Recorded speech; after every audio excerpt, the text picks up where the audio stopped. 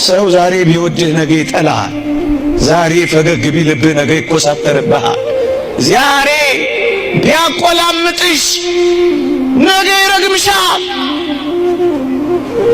መለወጥ ያለበት ሰው ያውም የሚለዋወጥ ያውም የሚፈራረቅ ጠዋት ሌላ ማታ ሌላ የሚሆን ሰው አላፈቀረኝም ብለሽ ለምን መርዝ ትጠጫለሽ?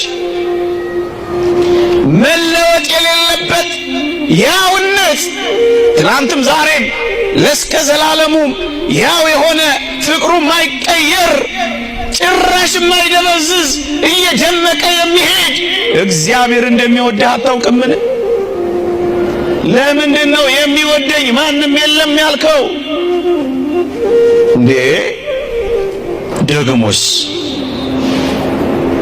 አልወደዱኝም ብለን ያኮረፍነው ፍቅር አጣን ብለን የተጨራመትነው እኮ አድሎ ያለባቸው ሰዎች ስላልወደዱን እኮ ነው።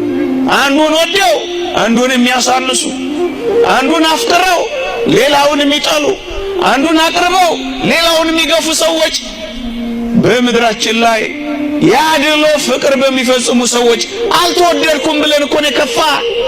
ተው እንጂ ክርስቲያኖች፣ አድሎ የሌለበት ፈታሄ እውነተኛ ካፈቀረ የሚያፈቅር ጥላቻ ለባህሪው ማይስማማ እውነተኛ እንደሚወዳችሁ አታውቁምን? ከዚህ በላይ አፍቃሪ አለን?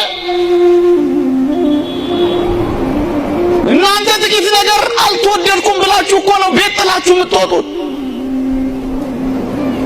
ፍቅረኛ አጣው ብላችሁ እኮ ነው መከራ የምትበሉት፣ ራሳችሁን የምታንቁት፣ ፊት የምታጠቁሩት፣ አንጀት የምትልጡት፣ መርዝ የምትጠጡት፣ በማለዳና በከሳት ፍቅር የምትቀያየርባቸው እንዳየሩ ጠባይ እነሱን እያያችሁ እኮ ነው ተስፋ የቆረጣችሁት።